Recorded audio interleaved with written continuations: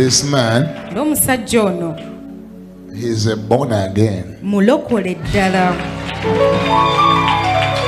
He is not only born again, Si mulokole kyokka, but spirit filled. naye yajjula n'omwoyo.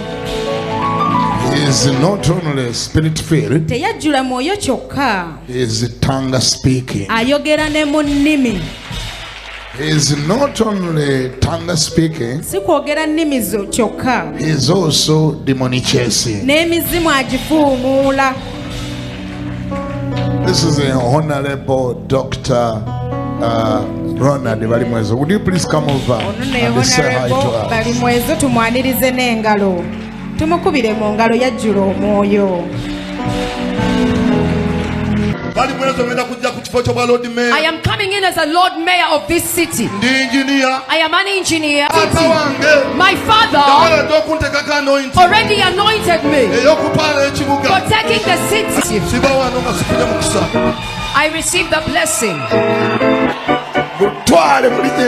Receive the blessing in the name of Jesus.